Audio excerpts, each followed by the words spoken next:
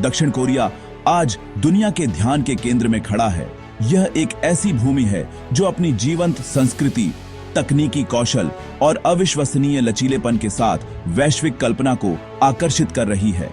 यह एक ऐसी कहानी है जो किसी सिनेमाई पटकथा से कम नहीं है, जिसमें एक युद्धग्रस्त राष्ट्र राख से उठकर वैश्विक नवाचार और संस्कृति का एक चमकदार प्रतीक बन गया है।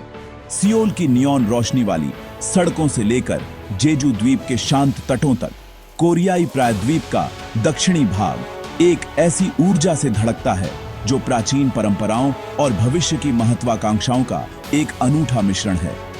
यह एक ऐसी जगह है जहां सदियों पुराने महल भविष्य के गगनचुंबी इमारतों की छाया में खड़े हैं, जो अतीत और भविष्य के बीच एक निरंतर संवाद का प्रतीक है। इस राष्ट्र की अपील केवल इसकी आर्थिक शक्ति या तकनीकी प्रगति में ही नहीं है, बल्कि इसकी आत्मा में भी है। यह आत्मा हान की गहरी भावना में निहित है, एक सामूहिक दुहक और लचीलेपन की भावना जो इसके इतिहास के उतार चढ़ाव से पैदा हुई है। फिर भी यह हान जियोंग की गर्मजोशी से संतुलित है, लोगों, स्थानों और समुदायों के प्रति एक गहरा भावनात्मक लगाव। यह द्वंद्व कोरियाई अनुभव के हर पहलू में व्याप्त है, के पॉप की भावुक धुनों से लेकर एक साधारण घर में बने भोजन के आरामदायक स्वाद तक। दुनिया दक्षिण कोरिया की ओर न केवल इसके उत्पादों और मनोरंजन के लिए देखती है, बल्कि प्रेरणा के लिए भी देखती है, यह देखने के लिए कि कैसे एक राष्ट्र प्रतिकूल परिस्थितियों का सामना कर सकता है और पहले से कहीं ज्यादा मजबूत और उज्जवल उभर सकता है। कोरिया की कहानी एक सिनेमाई यात्रा है जो नाटकीय दृश्यों, जटिल पात्रों और एक शक्तिशाली कथा से भरी है। कल्पना कीजिए कि एक कैमरा एक व्यस्त बाजार के ऊपर से उड़ता है, सड़क के किनारे बने स्टालों से उठती भाप और विक्रेताओं की जीवंत आवाजों को कैद करता है। फिर अचानक सियोल के विशाल गैंगनम जिले के कांच और स्टील के टावरों की ओर बढ़ता है। यह विरोधाभास ही कोरिया को इतना आकर्षक बनाता है। यह एक ऐसा देश है जिसने अपनी पहचान को संरक्षित करते हुए आधुनिकीकरण को पूरी तरह से अपनाया है। इसकी सफलता की कहानी सिर्फ आर्थिक आंकड़ों का मामला नहीं है, यह मानवीय भावना, दृढ़ संकल्प और एक साझा राष्ट्रीय पहचान की विजय है जो अब दुनिया भर में गूंज रही है। आज जब हम दक्षिण कोरिया को देखते हैं तो हम सिर्फ एक देश को नहीं देखते हैं, हम एक वैश्विक घटना को देखते हैं। बीटीएस के चार्ट टॉपिंग गीतों से लेकर सैमसंग स्मार्टफोन तक जो हमारे जीवन को जोड़ते हैं, और पैरासाइट जैसी फिल्मों तक जो ऑस्कर में इतिहास रचती हैं, कोरियाई प्रभाव निर्विवाद है। यह एक नरम शक्ति का उदय है जो रचनात्मकता, गुणवत्ता और एक अनूठी सांस्कृतिक संवेदनशीलता पर आधारित है। यह राष्ट्र दुनिया को यह सिखा रहा है कि कैसे अतीत का सम्मान किया जाए, वर्तमान में नवाचार किया जाए और साहस के साथ भविष्य की ओर देखा जाए। यह एक ऐसी यात्रा है जो अभी शुरू हुई है और दुनिया सांस रोककर देख रही है कि आगे क्या होता है। दक्षिण कोरिया का भूगोल इसकी राष्ट्रीय पहचान को आकार देने में एक महत्वपूर्ण भूमिका निभाता है, जो एक आश्चर्यजनक और नाटकीय पृष्ठभूमि प्रदान करता है जिसके खिलाफ इसका इतिहास सामने आया है। कोरियाई प्रायद्वीप का लगभग 70% हिस्सा पहाड़ी है, जो देश को एक ऊबड़ खाबड़ और लुभावनी सुंदरता प्रदान करता है। टाइबेक पर्वत श्रृंखला, जिसे अक्सर राष्ट्र की रीढ़ कहा जाता है, पूर्वी तट के साथ चलती है, जो समुद्र में नाटकीय चट्टानों और छिपी हुई खाड़ियों का निर्माण करती है। ये पहाड़ सिर्फ भौगोलिक विशेषताएं नहीं हैं, वे कोरियाई लोक कथाओं और आध्यात्मिकता में गहराई से निहित हैं, जो अनगिनत मंदिरों, मठों और लंबी पैदल यात्रा के रास्तों का घर है जो आत्मा को शांति प्रदान करते हैं। इन पहाड़ों के बीच से नदियां बहती हैं जो भूमि को जीवन देती हैं। हान नदी सियोल के विशाल महानगर से होकर बहती है, जो शहर को 2 हिस्सों में बांटती है और इसके निवासियों के लिए एक जीवन रेखा और मनोरंजक स्थान प्रदान करती है। दक्षिण में नाकड़ोंग नदी उपजाऊ मैदानों से होकर गुजरती है, जो देश के कृषि हृदय स्थल का पोषण करती है। इन नदियों ने सदियों से बस्तियों, व्यापार और संस्कृति के विकास को निर्देशित किया है। देश की तटरेखा भी उतनी ही विविध है, जिसमें पश्चिमी और दक्षिणी तट हजारों द्वीपों और जटिल इनलेट्स से भरे हुए हैं। जिनमें से प्रत्येक का अपना अनूठा चरित्र और आकर्षण है। यह समुद्री भूगोल, कोरिया की मजबूत जहाज निर्माण परंपरा और समुद्री भोजन के प्रति प्रेम का आधार है। प्रायद्वीप से परे जेजू का ज्वालामुखी द्वीप एक अलग दुनिया की तरह खड़ा है। यूनेस्को की विश्व धरोहर स्थल जेजू अपनी अनूठी भूवैज्ञानिक संरचनाओं के लिए प्रसिद्ध है, जिसमें विशाल हलासन पर्वत, लावा ट्यूब और आश्चर्यजनक समुद्र तट शामिल हैं। यह द्वीप कोरियाई लोगों के लिए एक प्रिय अवकाश स्थल है और इसकी अपनी एक विशिष्ट संस्कृति और बोली है, जो मुख्य भूमि से इसके अलगाव का परिणाम है। जेजू का शांत और प्राकृतिक सौंदर्य देश के व्यस्त शहरी केंद्रों के बिल्कुल विपरीत है, जो कोरियाई परिदृश्य की अविश्वसनीय विविधता को प्रदर्शित करता है। यह प्रकृति के साथ सह अस्तित्व का एक प्रमाण है, एक ऐसा विषय जो कोरियाई कला और दर्शन में बार बार आता है। यह विविध भूगोल देश के चरित्र को गहराई से प्रभावित करता है। पहाड़ अलगाव और रक्षा की भावना प्रदान करते हैं, जिसने पूरे इतिहास में राष्ट्र की पहचान को संरक्षित करने में मदद की है। उपजाऊ मैदानों ने एक मजबूत कृषि आधार प्रदान किया है, जबकि लंबी तटरेखा ने बाहरी दुनिया के साथ संपर्क को बढ़ावा दिया है। शहरीकरण के बावजूद कोरियाई लोग प्रकृति के साथ एक गहरा संबंध बनाए रखते हैं। सप्ताहांत में पहाड़ों में लंबी पैदल यात्रा करना एक राष्ट्रीय शगल है, जो आधुनिक जीवन के दबावों से एक आवश्यक मुक्ति प्रदान करता है। यह भूमि अपनी सुंदरता और चुनौतियों के साथ कोरियाई भावना का एक अभिन्न अंग है, जो लचीलापन, अनुकूलनशीलता और प्राकृतिक दुनिया के लिए एक स्थायी प्रशंसा को आकार देती है। दक्षिण कोरिया का इतिहास एक महाकाव्य है, जो महान राजवंशों, विनाशकारी आक्रमणों और एक चमत्कारी पुनर्जन्म से चिह्नित है। इसकी कहानी गोजोसोन के प्राचीन साम्राज्य से शुरू होती है, जो पौराणिक कथाओं में डूबा हुआ है। इसके बाद 3 राज्यों गोगुर्यो, बैकजे और सिल्ला का काल आता है। इन राज्यों ने संस्कृति, कला और बौद्ध धर्म के लिए एक समृद्ध आधार तैयार किया, जिसे आज भी ग्योंगजू के प्राचीन शहर में देखा जा सकता है, जो सिल्ला राजवंश की राजधानी थी। यह सिल्ला ही था जिसने अंततः प्रायद्वीप को एकीकृत किया, जिससे एक स्वर्ण युग की शुरुआत हुई। इस प्रारंभिक इतिहास ने एक विशिष्ट कोरियाई पहचान की नींव रखी, जो बाद की सभी उथल-पुथल से बची रहेगी। गोर्यो राजवंश, जिससे कोरिया नाम निकला है, ने सिल्ला का अनुसरण किया और बौद्ध धर्म के संरक्षण और दुनिया के पहले चल धातु प्रकार के मुद्रण के आविष्कार के लिए जाना जाता है। हालांकि यह शांति अल्पकालिक थी, क्योंकि मंगोल आक्रमणों ने देश को तबाह कर दिया, जिससे सदियों की अधीनता का दौर शुरू हुआ। इसके बाद जोसियन राजवंश आया, जो 500 से अधिक वर्षों तक चला और कन्फ्यूशीवाद को राज्य की मार्गदर्शक विचारधारा के रूप में स्थापित किया। इस अवधि ने कोरियाई वर्णमाला हंगुल का निर्माण देखा और कई सांस्कृतिक और वैज्ञानिक उपलब्धियों को जन्म दिया, लेकिन यह आंतरिक संघर्ष और जापानी और मांचू आक्रमणों से भी ग्रस्त था, जिसने राष्ट्र पर अपनी छाप छोड़ी। 20वीं सदी ने कोरिया के लिए सबसे अंधकारमय अध्याय लाया। 1910 में जापान ने प्रायद्वीप पर कब्जा कर लिया, जिससे 35 साल का क्रूर औपनिवेशिक शासन शुरू हुआ। इस अवधि के दौरान कोरियाई संस्कृति, भाषा और पहचान को व्यवस्थित रूप से दबा दिया गया। द्वितीय विश्व युद्ध के अंत में मुक्ति के बाद देश को संयुक्त राज्य अमेरिका और सोवियत संघ द्वारा 38वें समानांतर पर विभाजित कर दिया गया, जिससे 1950 में विनाशकारी कोरियाई युद्ध हुआ। 3 साल के संघर्ष ने देश को खंडहर में छोड़ दिया। लाखों लोग मारे गए और परिवार हमेशा के लिए अलग हो गए। युद्ध केवल एक युद्ध विराम में समाप्त हुआ, एक शांति संधि में नहीं, जिससे उत्तर और दक्षिण के बीच एक स्थायी तनावपूर्ण विभाजन हो गया। इस पूरी तबाही से जो उभरा, वह इतिहास के सबसे उल्लेखनीय राष्ट्रीय पुनरुत्थानों में से एक है। युद्ध के बाद की गरीबी और विनाश से दक्षिण कोरिया ने हान नदी पर चमत्कार के रूप में जानी जाने वाली एक अविश्वसनीय आर्थिक और सामाजिक परिवर्तन की यात्रा शुरू की। दशकों के सत्तावादी शासन और लोकतंत्र के लिए एक कठिन संघर्ष के माध्यम से राष्ट्र ने खुद को फिर से बनाया।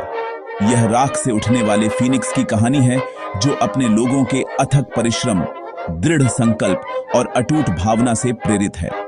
यह दर्दनाक इतिहास आज भी राष्ट्रीय मानस को आकार देता है, जो इसकी सफलताओं को और भी अधिक प्रभावशाली बनाता है और भविष्य के लिए इसकी आकांक्षाओं को बढ़ावा देता है। दक्षिण कोरिया के शहर गतिशील केंद्र हैं, जहां प्राचीन इतिहास और अत्याधुनिक भविष्य आपस में टकराते हैं, जिससे एक अनूठा शहरी अनुभव बनता है। सबसे पहले और सबसे महत्वपूर्ण सियोल है, जो राष्ट्र की धड़कन है। यह एक विशाल महानगर है जो कभी नहीं सोता, जहां ग्योंगबोकगंग जैसे शाही महल गैंगनम के भविष्य के गगनचुंबी इमारतों के सामने खड़े हैं। सियोल एक ऐसा शहर है जो विरोधाभासों पर फलता फूलता है। यहां आप एक शांत चाय घर में पारंपरिक समारोह का आनंद ले सकते हैं और कुछ ही मिनटों बाद एक जीवंत के पॉप कॉन्सर्ट में खुद को खो सकते हैं। यह फैशन, प्रौद्योगिकी, कला और राजनीति का केंद्र है, जो देश की अथक ऊर्जा और वैश्विक महत्वाकांक्षा का प्रतीक है। दक्षिण में बुसान एक अलग तरह का आकर्षण प्रदान करता है। देश के दूसरे सबसे बड़े शहर और सबसे बड़े बंदरगाह के रूप में बुसान का चरित्र समुद्र से अटूट रूप से जुड़ा हुआ है। इसके प्रसिद्ध समुद्र तट जैसे हेउंडे और ग्वांगल्ली शहरी जीवन और तटीय विश्राम का एक जीवंत मिश्रण प्रदान करते हैं। शहर का जगलची मछली बाजार इंद्रियों के लिए एक दावत है, जो बंदरगाह की प्रचुरता को प्रदर्शित करता है, जबकि गामचियन संस्कृति गांव अपने रंगीन पहाड़ी घरों के साथ कलात्मक पुनरुद्धार और सामुदायिक भावना का एक प्रमाण है। बुसान अंतर्राष्ट्रीय फिल्म महोत्सव हर साल दुनिया भर के फिल्म निर्माताओं को आकर्षित करता है, जो शहर की रचनात्मक ऊर्जा को और मजबूत करता है। अन्य प्रमुख शहर राष्ट्र की विविध टेपेस्ट्री में योगदान करते हैं। इंचियोन अपने विश्व स्तरीय अंतर्राष्ट्रीय हवाई अड्डे के साथ दुनिया के लिए कोरिया का प्रवेश द्वार है और एक स्मार्ट सिटी सोंगडो का घर है, जो शहरी जीवन के भविष्य की एक झलक प्रदान करता है। डेगू, जो अपने गर्म ग्रीष्मकाल और संपन्न फैशन उद्योग के लिए जाना जाता है, परंपरा और आधुनिकता का एक अनूठा मिश्रण समेटे हुए है।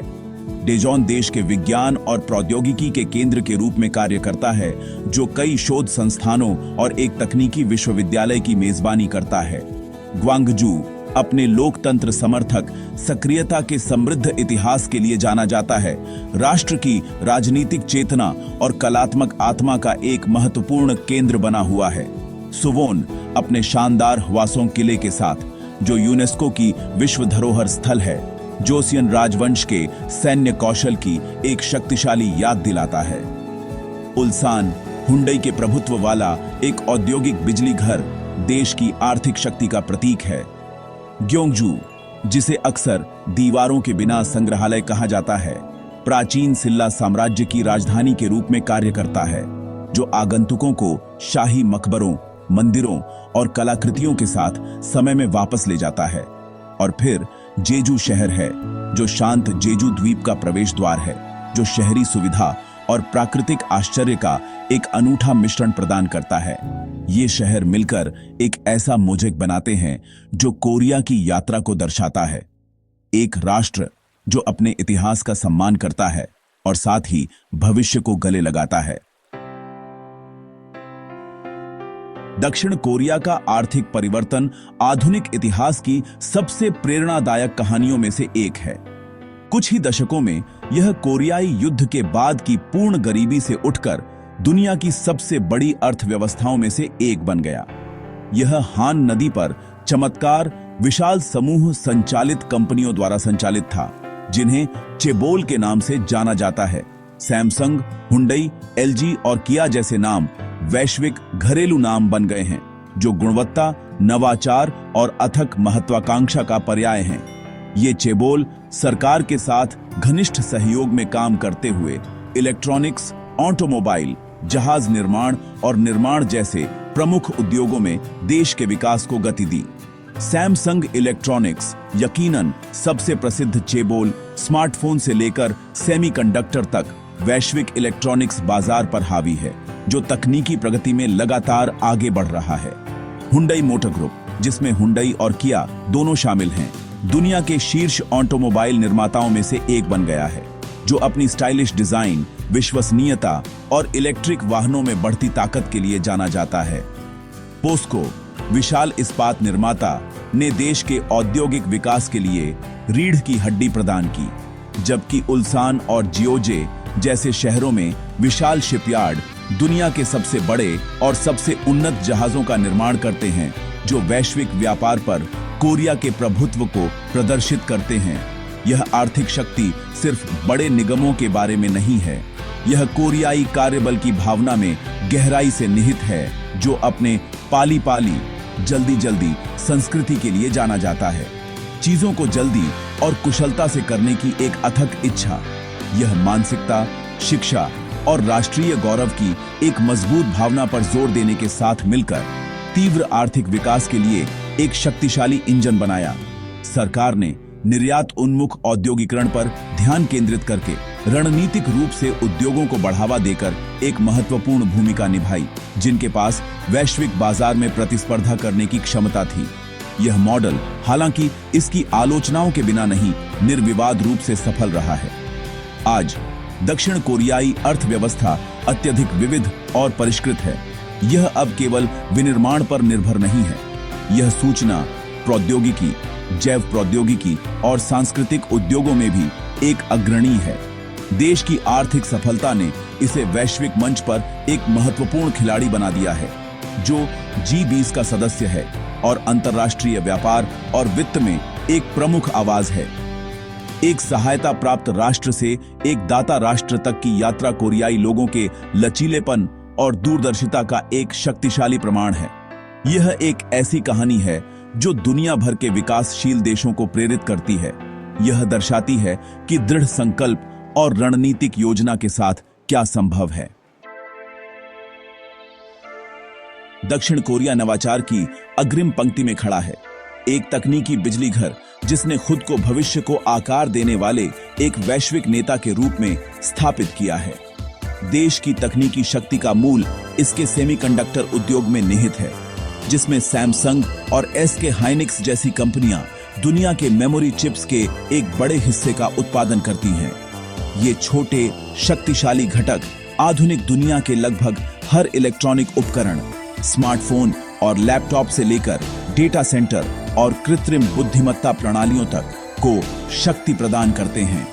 सेमीकंडक्टर में कोरिया का प्रभुत्व इसे वैश्विक प्रौद्योगिकी आपूर्ति श्रृंखला में एक अनिवार्य कड़ी बनाता है, जो इसे महत्वपूर्ण रणनीतिक लाभ प्रदान करता है। कनेक्टिविटी के क्षेत्र में दक्षिण कोरिया एक निर्विवाद अग्रणी है। यह 5G नेटवर्क को व्यापक रूप से अपनाने वाले पहले देशों में से एक था, जिसने अपने नागरिकों को दुनिया की सबसे तेज इंटरनेट गति प्रदान की। यह हाइपर कनेक्टिविटी सिर्फ सुविधा के बारे में नहीं है, यह नवाचार के लिए एक मंच है जो स्मार्ट शहरों, स्वायत्त वाहनों और इंटरनेट ऑफ थिंग्स के विकास को सक्षम बनाता है। सोंगडो जैसे शहर, जो जमीन से स्मार्ट सिटी के रूप में बनाए गए हैं, इस भविष्य की एक झलक प्रदान करते हैं, जिसमें अपशिष्ट निपटान से लेकर यातायात प्रबंधन तक सब कुछ एक एकीकृत नेटवर्क के माध्यम से प्रबंधित किया जाता है। यह भविष्य के शहरी जीवन के लिए एक जीवित प्रयोगशाला है। रोबोटिक्स एक और क्षेत्र है जहां दक्षिण कोरिया उत्कृष्टता प्राप्त करता है। विनिर्माण से लेकर स्वास्थ्य सेवा और यहां तक कि सेवा उद्योगों तक, रोबोट तेजी से कोरियाई समाज का एक अभिन्न अंग बन रहे हैं। देश में दुनिया में औद्योगिक रोबोटों का उच्चतम घनत्व है, जो दक्षता और उत्पादकता को बढ़ाता है। इसके अलावा कोरियाई कंपनियां उन्नत ह्यूमनॉइड रोबोट और कृत्रिम बुद्धिमत्ता प्रणालियों के विकास में भारी निवेश कर रही हैं, जो मानव क्षमताओं को बढ़ाने और जटिल सामाजिक चुनौतियों का समाधान करने का वादा करते हैं।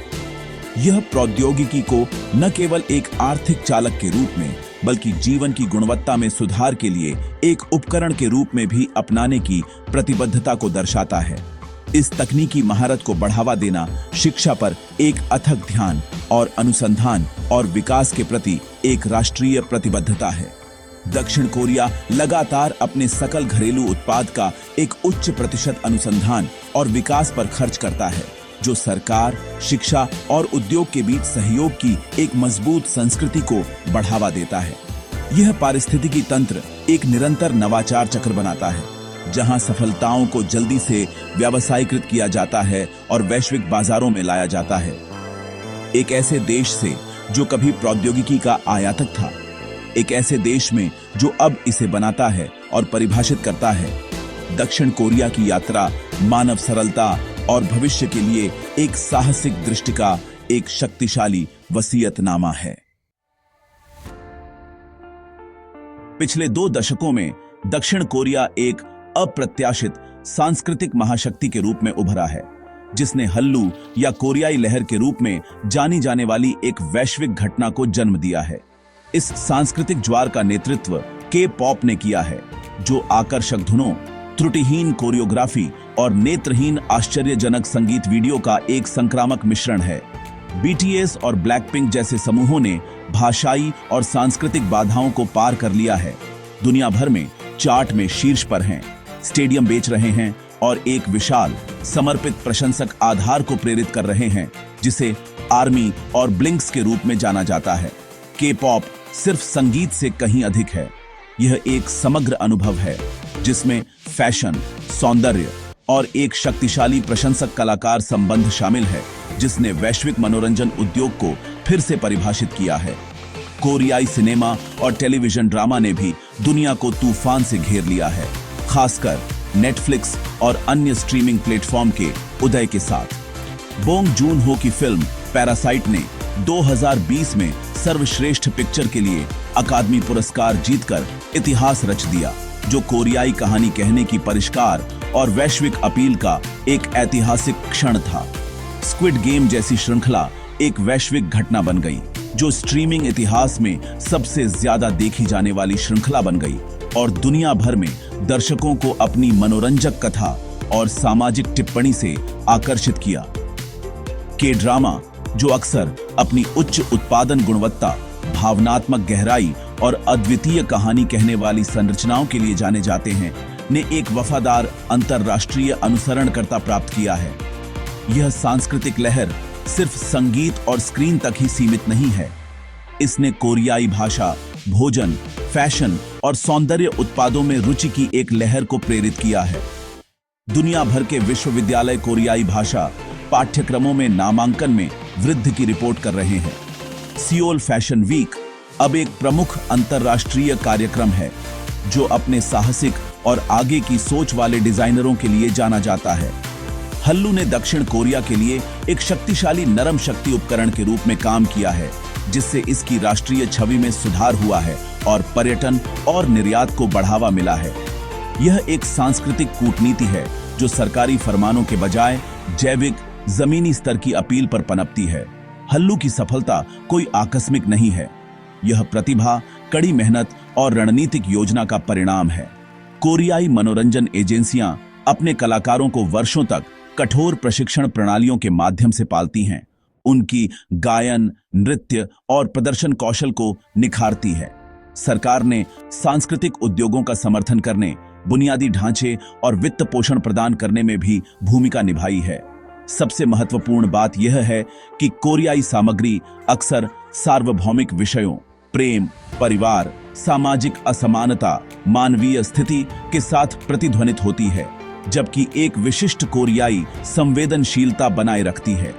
यह स्थानीय और वैश्विक का मिश्रण है, जिसने कोरियाई लहर को इतना शक्तिशाली और स्थायी बना दिया है। कोरियाई भोजन या हंसिक देश की संस्कृति की तरह ही जीवंत, साहसी और गहरा संतोषजनक है। यह साझा करने, संतुलन और प्रकृति के उपहारों के सम्मान के सिद्धांतों पर बनाया गया है। किसी भी कोरियाई भोजन के केंद्र में किमची है, जो किण्वित सब्जियों, आमतौर पर नापा गोभी और कोरियाई मूली से बना एक मसालेदार और खट्टा व्यंजन है। किमची सिर्फ एक साइड डिश से कहीं अधिक है। यह एक राष्ट्रीय जुनून, यूनेस्को की अमूर्त सांस्कृतिक विरासत और कोरियाई पहचान का प्रतीक है। इसके तीखे, जटिल स्वाद लगभग हर भोजन के साथ होते हैं, जो स्वाद और बनावट का एक ताजा कंट्रास्ट प्रदान करते हैं। कोरियाई भोजन स्वाद के सामंजस्यपूर्ण संतुलन के लिए जाना जाता है। मीठा, खट्टा, नमकीन, मसालेदार और कड़वा सभी एक ही भोजन में अक्सर मौजूद होते हैं। प्रमुख सामग्री में गोचुजंग यानी मिर्च का पेस्ट, डोएनजंग यानी सोयाबीन का पेस्ट, गंजन यानी सोया सॉस, लहसुन, अदरक और तिल का तेल शामिल है। बारबेक्यू या गोगी-गुई एक प्रिय भोजन अनुभव है जहां डिनर टेबल पर लगे ग्रिल पर मैरिनेट किए हुए मांस जैसे बुलगोगी और गलभी पकाते हैं। यह सांप्रदायिक भोजन अनुभव दोस्तों और परिवार के साथ बंधन का एक तरीका है जो हंसी और सोजू, एक लोकप्रिय कोरियाई स्पिरिट के दौर से भरा होता है। बानचान या साइड डिश का वर्गीकरण कोरियाई भोजन का एक और परिभाषित तत्व है। एक साधारण भोजन में भी चावल के कटोरे और मुख्य पाठ्यक्रम के साथ कई छोटे व्यंजन शामिल होंगे। इनमें अनुभवी सब्जियां, पैनकेक, ब्रेज्ड टोफू और निश्चित रूप से विभिन्न प्रकार की किमची शामिल हो सकती है। यह बहुतायत उदारता और आतिथ्य की भावना को दर्शाती है। अन्य मुख्य व्यंजनों में बिबिम्बैप, जापचे और सुंडुबु झिगे शामिल हैं। ये व्यंजन देश के कृषि इतिहास और स्वाद की गहरी परतों को बनाने की क्षमता को प्रदर्शित करते हैं। सड़कों पर दक्षिण कोरिया एक और पाक साहसिक कार्य प्रदान करता है। सियोल के ग्वांगजांग बाजार या म्योंगडोंग की सड़कों जैसे जीवंत बाजारों में विक्रेता ट्रयोकबोक्की, ओडेंग, ट्विगिम और हॉटयोक जैसे स्वादिष्ट व्यंजन परोसते हैं। स्ट्रीट फूड कोरियाई जीवन का एक अभिन्न अंग है जो काम के बाद या दोस्तों के साथ खरीदारी करते समय एक त्वरित, सस्ता और स्वादिष्ट भोजन प्रदान करता है। चाहे आप एक सुरुचिपूर्ण पारंपरिक रेस्तरां में भोजन कर रहे हों या एक हलचल भरे स्ट्रीट स्टॉल पर, कोरियाई भोजन आत्मा के लिए एक दावत है जो देश के इतिहास, भूगोल और लोगों की गर्मजोशी को दर्शाता है। अपनी तीव्र आधुनिकता और भविष्य की ओर झुकाव के बावजूद दक्षिण कोरिया अपनी गहरी जड़ें जमा चुकी परंपराओं के प्रति गहराई से प्रतिबद्ध है, जो इसकी राष्ट्रीय पहचान के मूल का निर्माण करती हैं। यह द्वंद्व हानबोक में खूबसूरती से देखा जाता है, जो जीवंत रंगों और सुरुचिपूर्ण लाइनों की विशेषता वाला पारंपरिक कोरियाई परिधान है। हालांकि अब दैनिक रूप से नहीं पहना जाता है, हानबोक को छुट्टियों, शादियों और अन्य विशेष अवसरों के दौरान गर्व से पहना जाता है। सियोल के महलों और पारंपरिक गांवों में हानबोक पहने युवा कोरियाई लोगों और पर्यटकों को देखना एक आम दृश्य है, जो अतीत के साथ एक ठोस और सुंदर संबंध का प्रतीक है। कोरियाई समाज के केंद्र में कन्फ्यूशीवाद के स्थायी मूल्य हैं, जो परिवार, सम्मान और सामाजिक सद्भाव पर जोर देते हैं। बड़ों के प्रति सम्मान सर्वोपरि है, जो भाषा, व्यवहार और यहां तक कि भोजन शिष्टाचार को भी प्रभावित करता है। परिवार समाज की आधारशिला बना हुआ है, जिसमें बच्चों से अपने माता पिता की देखभाल करने और पारिवारिक सम्मान बनाए रखने की उम्मीद की जाती है। ये मूल्य जबकि आधुनिक जीवन की मांगों से विकसित और चुनौती दिए जा रहे हैं, फिर भी पारस्परिक संबंधों को आकार देने और एक मजबूत सामुदायिक भावना को बढ़ावा देने में एक महत्वपूर्ण भूमिका निभाते हैं। राष्ट्रीय कैलेंडर चंद्र नववर्ष और फसल उत्सव जैसे प्रमुख पारंपरिक त्योहारों द्वारा चिह्नित है। इन छुट्टियों के दौरान लाखों कोरियाई अपने गृहनगर की यात्रा करते हैं ताकि वे अपने परिवारों के साथ समय बिता सकें, पारंपरिक खेल खेल सकें और अपने पूर्वजों को सम्मान दे सकें। चार्य या पूर्वज स्मारक अनुष्ठान इन समारोहों का एक महत्वपूर्ण हिस्सा है। विस्तृत भोजन की पेशकश सावधानी पूर्वक तैयार की जाती है और पूर्वजों की आत्माओं को सम्मान और कृतज्ञता के प्रतीक के रूप में प्रस्तुत की जाती है। ये अनुष्ठान पीढ़ियों के बीच एक महत्वपूर्ण कड़ी के रूप में काम करते हैं, जो जीवित लोगों को उनके अतीत से जोड़ते हैं। ये परंपराएं अलगाव में मौजूद नहीं हैं, वे आधुनिक कोरियाई जीवन के ताने बाने में बुनी हुई हैं। आप एक वैश्विक प्रौद्योगिकी कंपनी के सीईओ को एक महत्वपूर्ण व्यावसायिक निर्णय लेने से पहले एक भाग्य बताने वाले से सलाह लेते हुए पा सकते हैं, या एक युवा के पॉप प्रशंसक को अपने दादा दादी के सामने गहरी श्रद्धा से झुकते हुए देख सकते हैं। बौद्ध मंदिर और ईसाई चर्च अक्सर एक ही पड़ोस में सह अस्तित्व में रहते हैं, जो देश के आध्यात्मिक परिदृश्य की विविधता को दर्शाता है। परंपरा और आधुनिकता के बीच यह सहज मिश्रण ही कोरिया को इतना अनूठा और गतिशील बनाता है। यह एक ऐसी आत्मा है जो अपने इतिहास का सम्मान करती है, जबकि आत्मविश्वास से भविष्य की ओर बढ़ती है। एक ऐसा संतुलन बनाती है जो आकर्षक और प्रेरणादायक दोनों है।